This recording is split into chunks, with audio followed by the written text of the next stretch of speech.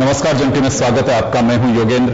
आप देख रहे हैं एक मुलाकात। एक मुलाकात में हमारे साथ हैं कांग्रेस के वरिष्ठ नेता और राजस्थान सरकार के उद्योग मंत्री प्रसाद लाल मीणा जी। प्रसाद लाल जी, आपका जंटी में बहुत बहुत स्वागत है। मीणा साहब, आपके पास जो विभाग है वो किसी भी प्रदेश की सबसे बड़ा एम्प्लॉयर और जीडीपी में बड़ी भागीदारी वो रोल अदा करता है।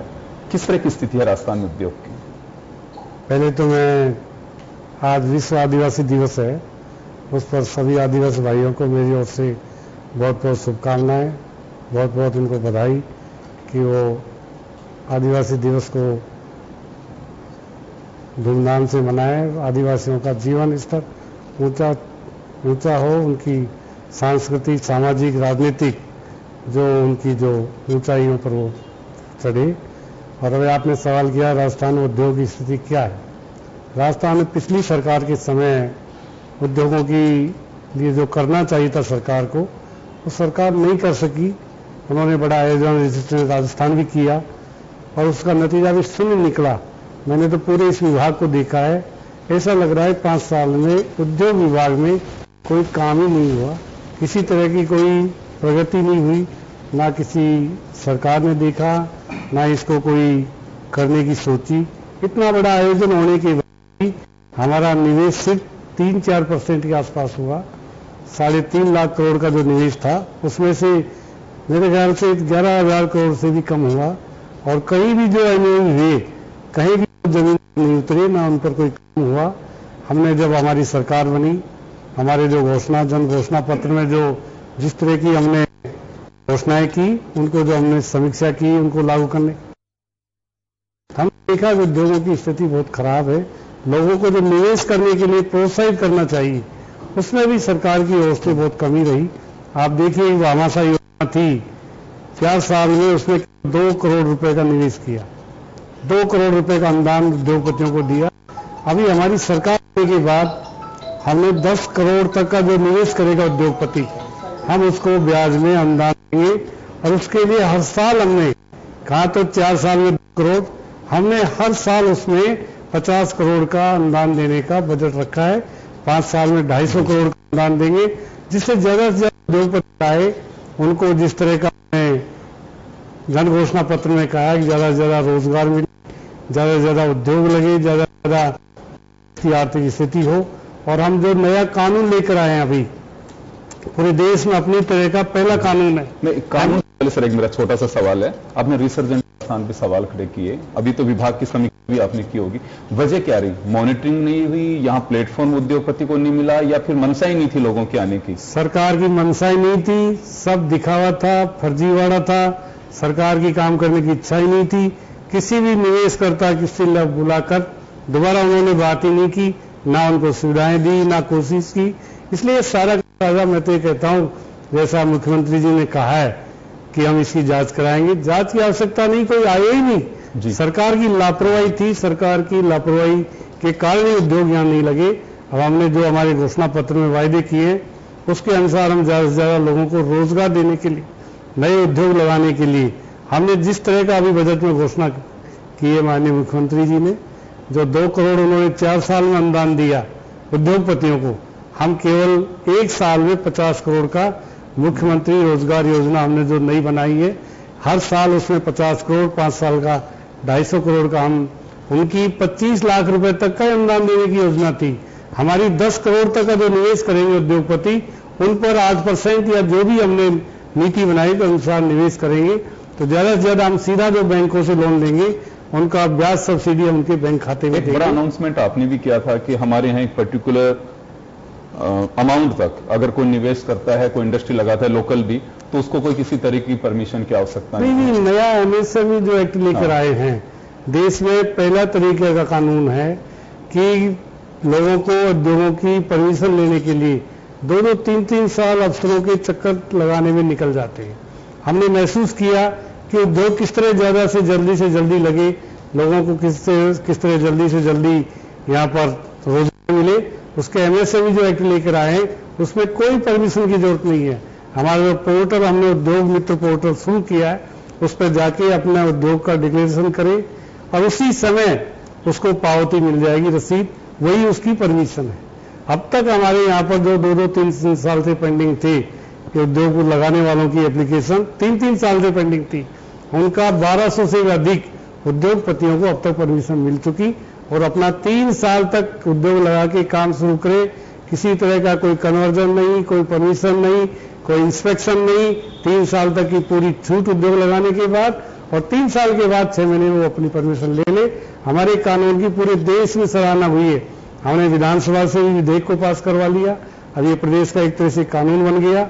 हम चाहते हैं पूरे देश के एमपी का दल भी यहाँ पर आया था अफसरों का, हिमाचल है, उत्तराखंड है, दिल्ली है और हमारी केंद्र सरकार ने भी हमारे एक्ट की कॉपी मंगवाई है। हम चाहते हैं कि इस तरह उद्योगपतियों को अगर हम प्रोत्साहित करेंगे, नए कानून बनाकर उनको फ्री हैंड देंगे तो निश्चित रूप से प्रदेश में औद्योगिक वातावरण बनेगा। लोग उद्योग लगाने के लिए बाहर के लोग भी आएंगे। यहाँ की जो ब्यूरोक्रेसी थी वो ब्यूरोक्रेसी के व्यवहार के कारण लोग यहाँ पर उद्योग नहीं लगाते थे। अब सरकार बदली है, सरकार का रवैया बदला है, सरकार की इच्छा है, मुख्यमंत्री जी की इच्छा है यहाँ ज्यादा से ज्यादा उद्योग लगे। इस चीज को हम प्राथमिकता से देखें। हर इंडस्ट्रियलिस्ट ये देखता है कि सरकार बदली है, शायद परिदृश्य भी बदलेगा। जो निवेशक लिस्टेड हैं यहाँ पे या रिसर्जेंट राजस्थान के माध्यम से आपने भी कहा कि सरकार ने माहौल पैदा नहीं किया, वो लोग संपर्क या उनसे अपने यहाँ से कोई संपर्क करे, ऐसा कुछ संभावना? हमारे विभाग की ओर से सबसे संपर्क किया जा रहा है। उनको एक बार दोबारा बुलाकर उनसे हम बात करेंगे, सारे उद्योगपतियों को बुलाएंगे। अभी हमारा बजट सत्र समाप्त हुआ है, हम क्रम वाइज सबको बुला के एक से बात करेंगे। जिनकी इच्छा होगी उनको सरकार पूरा सहयोग देगी। अभी हमारे बजट में भी जो घोषणाएं की गई है उद्योगपतियों के लिए, नई औद्योगिक नीति भी हम ला रहे हैं। नई औद्योगिक नीति ऐसी होगी जिसमें उद्योगपतियों को ज्यादा कहीं कोई कठिनाई नहीं हो। उनको रिस्क भी हम नई पॉलिसी लेकर आ रहे हैं और बहुत जल्दी हम उनको कितनी रियायत दे सकते हैं जीएसटी में, दूसरी चीजों में, बिजली में और भी गैर में, मुख्यमंत्री जी उस पर गंभीरता से विचार कर रहे हैं। बहुत जल्दी इन सब पर निर्णय लिया जाएगा। पिछले कुछ समय से नोटबंदी और जीएसटी के बाद जीएसटी को थोड़ा सा फ्रेंडली होने में वक्त लगा व्यापारियों को, लेकिन ये कहा गया एमएसएमई के जो व्यापारी जुड़े हुए हैं उनका कि बिल्कुल एमएसएमई की कमर टूट गई, ना केवल राजस्थान पूरे देश में स्थिति ये रही।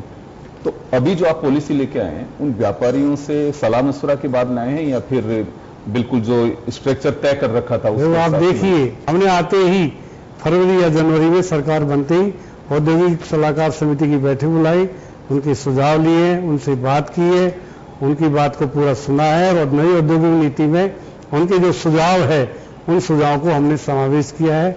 अभी औद्योगिक नीति लगभग तैयार है। जो ड्राफ्ट जारी होगा एक बार फिर हम बहुत जल्दी उनको बुलाकर बात करेंगे कि इस औद्योगिक नीति में और क्या सुझाव आपके हैं, क्या कमियां रह गई। हम सबको उद्योगपतियों की सलाह से सबको ठीक करके हम चाहते हैं ऐसी औद्योगिक नीति बने जिससे हमारे उद्योगपति हैं, राजस्थान के मूल निवासी है, प्रवासी हैं, वो आकर राजस्थान में उद्योग लगाएं। सरकार की ओर से पूरी सुविधाएं देंगे और हम चाहते हैं राजस्थान में उद्योग लगेंगे तो लोगों को रोजगार मिलेगा, आर्थिक स्थिति मजबूत होगी और बहुत ही अच्छा वातावरण बने, इसकी पूरी कोशिश कर रहे हैं। जी, एमएसएमई की आपने जिक्र किया, अभी तो हर एक्टर लेके भी आ गए, दूसरे स्टेट के लोग भी देख करके गए। हम जो पॉलिसी इंडस्ट्री की लेके आ रहे हैं, किसी स्टेट की पॉलिसी के साथ में हमने कुछ देखा है कि वहां ये चीजें बेहतर है? क्योंकि हमें किसी भी जगह जाकर के या उनका नया कुछ देखने हैं तो किसी स्टेट में चल रहा हो या फिर कहीं और कहीं हमको किसी की औद्योगिक पॉलिसी देखने की जरूरत नहीं है। हमारा जो जन घोषणा पत्र है उन सब चीजों का उस औद्योगिक नीति में डाला गया है। उद्योगपतियों की जो सुझाव है उनको हमें डाला गया है और सरकार किस तरह उद्योगों को ज्यादा प्रोत्साहित करती है वो सब चीजें उसमें डाली गई है। और अच्छी औद्योगिक नीति बनाकर हम चाहते हैं कि जैसे एकल खिड़की जो हमारी स्कीम है हम उसको और मजबूत करेंगे।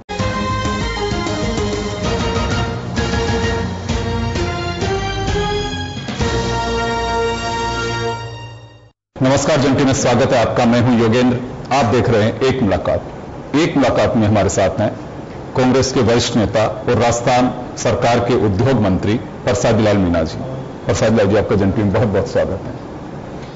मीणा साहब, आपके पास जो विभाग है वो किसी भी प्रदेश की सबसे बड़ा एम्प्लॉयर और जीडीपी में बड़ी भागीदारी वो रोल अदा करता है। किस तरह की स्थिति है राजस्थान में उद्योग की? पहले तो मैं आज विश्व आदिवासी दिवस है उस पर सभी आदिवासी भाइयों को मेरी ओर से बहुत बहुत शुभकामनाएं, बहुत बहुत उनको बधाई कि वो आदिवासी दिवस को धूमधाम से मनाएं। आदिवासियों का जीवन स्तर ऊंचा हो, उनकी सांस्कृतिक, सामाजिक, राजनीतिक जो उनकी जो ऊंचाइयों पर वो चढ़े। और अभी आपने सवाल किया राजस्थान में उद्योग की स्थिति क्या है। राजस्थान में पिछली सरकार के समय उद्योगों की लिए जो करना चाहिए था सरकार को, वो सरकार नहीं कर सकी। उन्होंने बड़ा आयोजन रजिस्ट्रेशन राजस्थान भी किया और उसका नतीजा भी शून्य निकला। मैंने तो पूरे इस विभाग को देखा है, ऐसा लग रहा है 5 साल में उद्योग विभाग में कोई काम ही नहीं हुआ, किसी तरह की कोई प्रगति नहीं हुई, ना किसी सरकार ने देखा, ना इसको कोई करने की सोची। इतना बड़ा आयोजन होने के बाद भी हमारा निवेश सिर्फ 3-4% के आसपास हुआ। 3.5 लाख करोड़ का जो निवेश था उसमें से मेरे ख्याल से 11,000 करोड़ से भी कम हुआ। और कहीं भी जो एमओयू हुए, कहीं भी जमीन नहीं उतरे, ना उन पर कोई काम हुआ। हमने जब हमारी सरकार बनी, हमारे जो जन घोषणा पत्र में जो जिस तरह की हमने घोषणाएं की, उनको जो हमने समीक्षा की, उनको लागू करने, हमने देखा कि उद्योगों की स्थिति बहुत खराब है। लोगों को जो निवेश करने के लिए प्रोत्साहित करना चाहिए, उसमें भी सरकार की ओर से बहुत कमी रही। आप देखिए वामासा योजना थी, 4 साल में उसने 2 करोड़ रुपए का निवेश किया, 2 करोड़ रुपए का अनुदान उद्योगपतियों को दिया। अभी हमारी सरकार आने के बाद हमने 10 करोड़ तक का जो निवेश करेगा उद्योगपति, हम उसको ब्याज में अनुदान देंगे।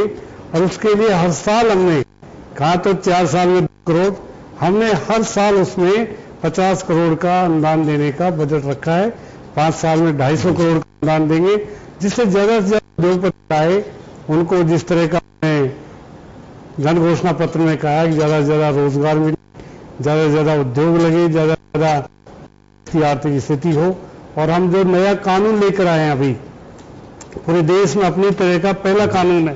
कानून पहले सर एक मेरा छोटा सा सवाल है, आपने रिसर्जेंट स्थान पे सवाल खड़े किए, अभी तो विभाग की समीक्षा भी आपने की होगी, वजह क्या रही? मॉनिटरिंग नहीं हुई, यहाँ प्लेटफॉर्म उद्योगपति को नहीं मिला, या फिर मनसा ही नहीं थी लोगों के आने की? सरकार की मनसा ही नहीं थी, सब दिखावा था, फर्जीवाड़ा था। सरकार की काम करने की इच्छा ही नहीं थी।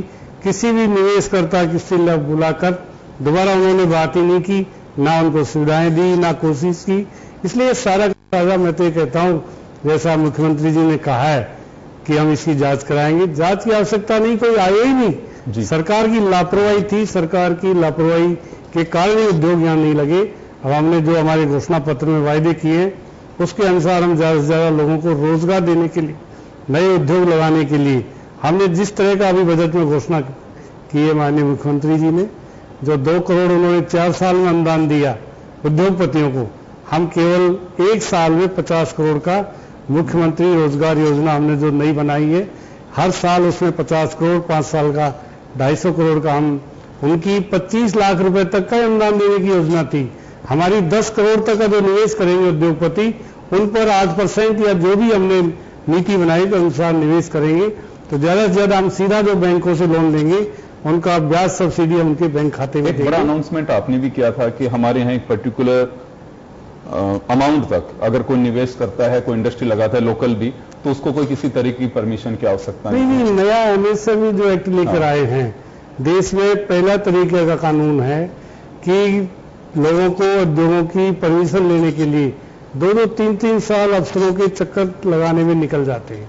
हमने महसूस किया कि उद्योग किस तरह ज्यादा से जल्दी लगे, लोगों को किस तरह जल्दी से जल्दी यहाँ पर रोजगार मिले। उसके एमएसएमई जो एक्ट लेकर आए हैं, उसमें कोई परमिशन की जरूरत नहीं है। हमारा जो पोर्टल, हमने उद्योग मित्र पोर्टल शुरू किया है, उस पर जाके अपना उद्योग का डिक्लेरेशन करें और उसी समय उसको पावती मिल जाएगी, रसीद, वही उसकी परमिशन है।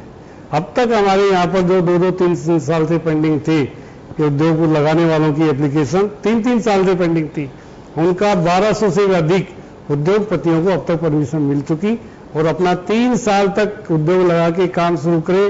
किसी तरह का कोई कन्वर्जन नहीं, कोई परमिशन नहीं, कोई इंस्पेक्शन नहीं। 3 साल तक की पूरी छूट उद्योग लगाने के बाद, और 3 साल के बाद 6 महीने में वो अपनी परमिशन ले ले। हमारे कानून की पूरे देश में सराहना हुई है। हमने विधानसभा से भी विधेयक को पास करवा लिया, अब ये प्रदेश का एक तरह से कानून बन गया।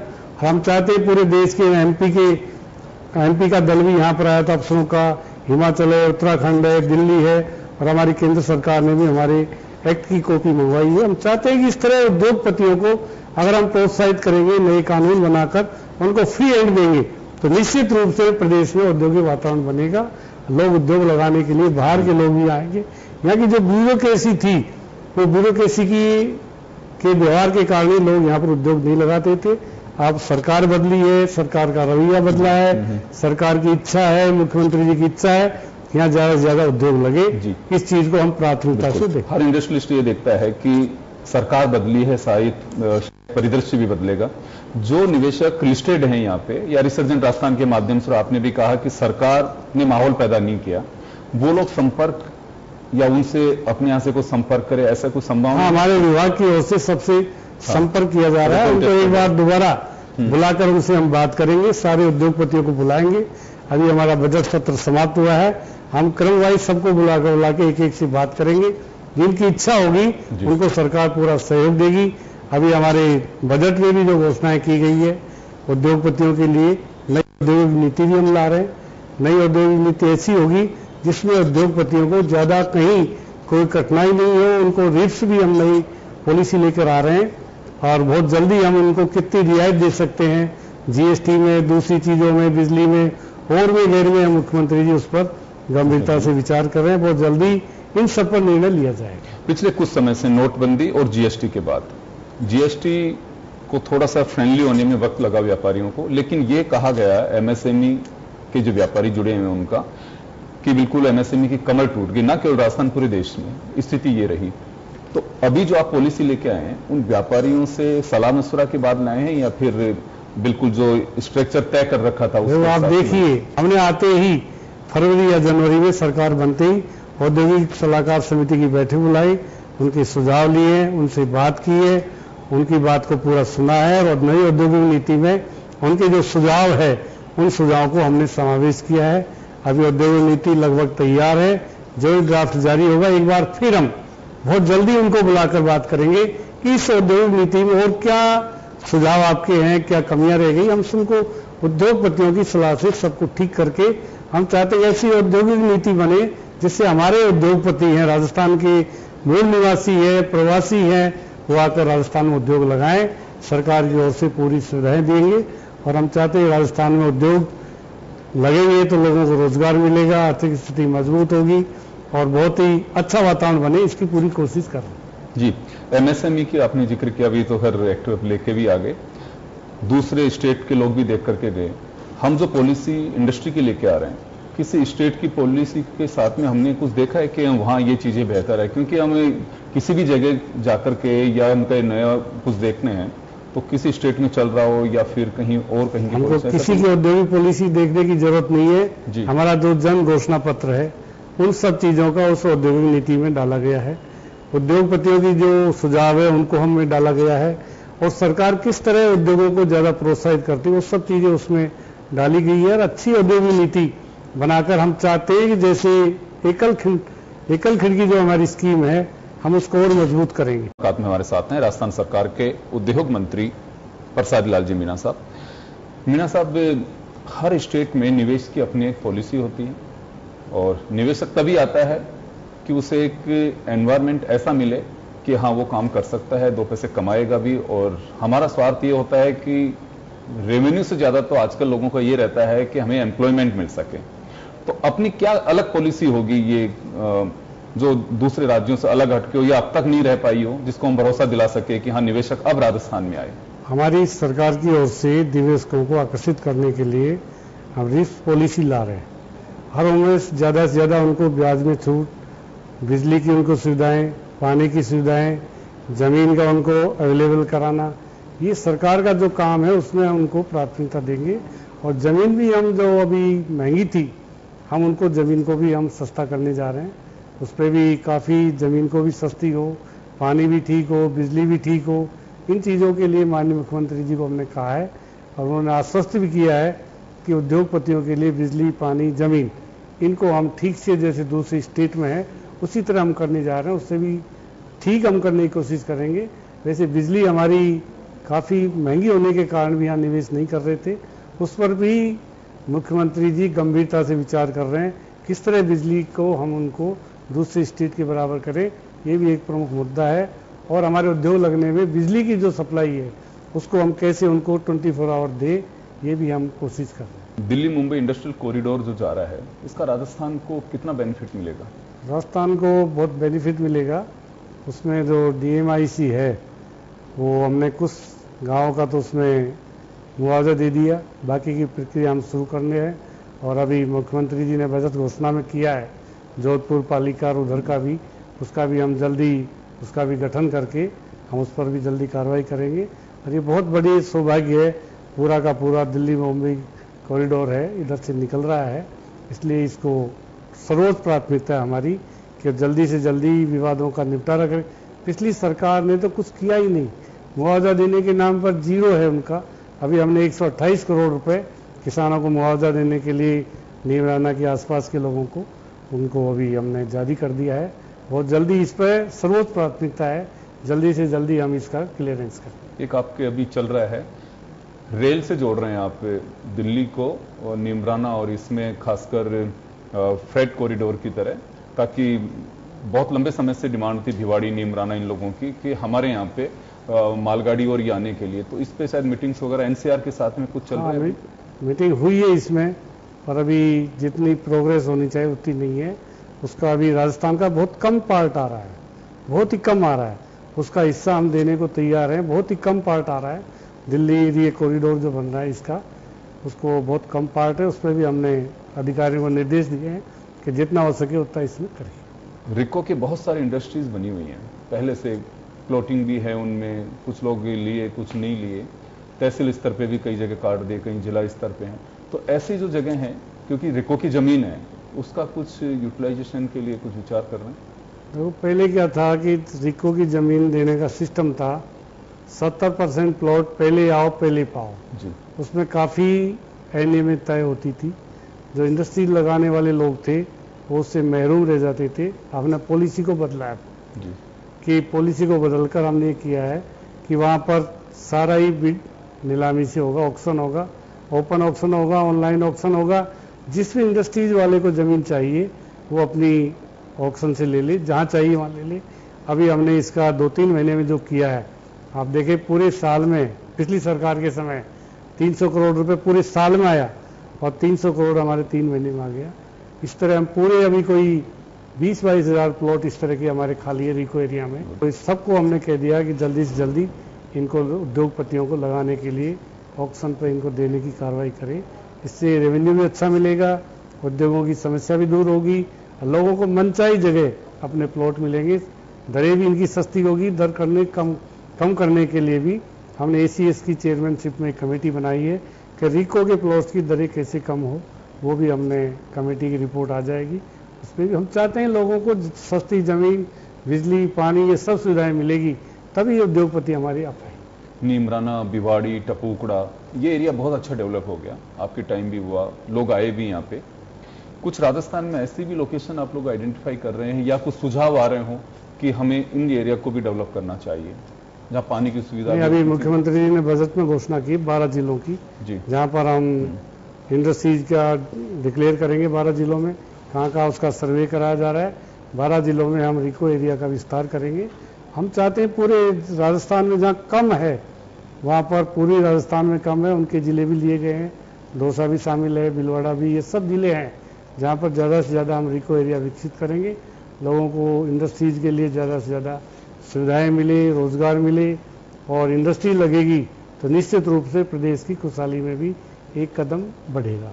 हमारे सब टेक्सटाइल का काम भीलवाड़ा, पाली, यहाँ पे काफ़ी है, लेकिन NGT व्यापारियों का तो ये कहना है कि हम हमारे हिसाब से अभी इसका जो पानी है, दूषित पानी कहें जो कलर वाला, वो निकालेगा, सांगनेर भी जिसमें से शामिल है।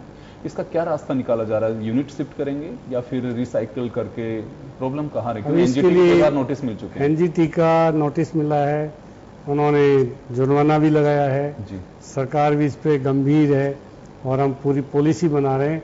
अब तक हम जो CTPT लगाते थे, वो CTPT या जो उसको रिसाइकल करने का जीरो लेवल का, उसको हम अपग्रेड करेंगे। मैं बजट में भी घोषणा की है, उसको अपग्रेड करके हम चाहते हैं वो दूषित पानी जीरो निकले। अभी उसमें 25 लाख तक सब्सिडी देने का था, पूरा प्लांट करीब 1 करोड़ का लगता है। हम मुख्यमंत्री जी से हमने बात की है, शायद मुख्यमंत्री जी घोषणा करेंगे कुछ दिनों में कि और इस सब्सिडी को कितना बढ़ाया जाए। हम उसको बढ़ाकर सभी के इंडिविजुअल प्लांट लगाएंगे। अभी नई टेक्नोलॉजी आई, वो लगी है, पाली में लगी है। नई टेक्नोलॉजी का जो इंडिविजुअल लगेगा प्लांट, उससे से ज़्यादा इसमें सुधार आएगा।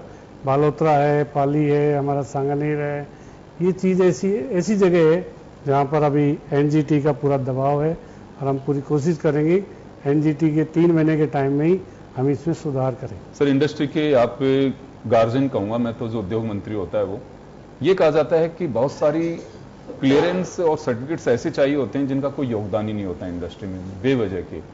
एक दौर चल रहा है, गवर्नमेंट ऑफ इंडिया हो, आप लोग भी अभी जैसे इसमें कहा कि कुछ ऐसे कानून हैं जिनका कोई आवश्यकता हो उसको हम खत्म करेंगे, तो ऐसे कोई क्लियरेंस है उनको कुछ कम करने की इच्छा है? क्योंकि इंडस्ट्रियलिस्ट कई बार, जैसे हम बजट से पहले प्री टॉक्स हम भी करते हैं, तो उन लोगों का कहना होता है कि 18-20 हम लोगों को क्लियरेंस सही होती है, जबकि किसी के बहुत सारी ऐसी हैं कि आवश्यकता नहीं। कुछ कम करेंगे इसमें? नई औद्योगिक नीति में क्लियरेंस बहुत कम रह जाएगी। हाँ। लोगों की, उद्योगपतियों की कठिनाई को कम करने के लिए ही नई औद्योगिक नीति लेकर आ रहे हैं।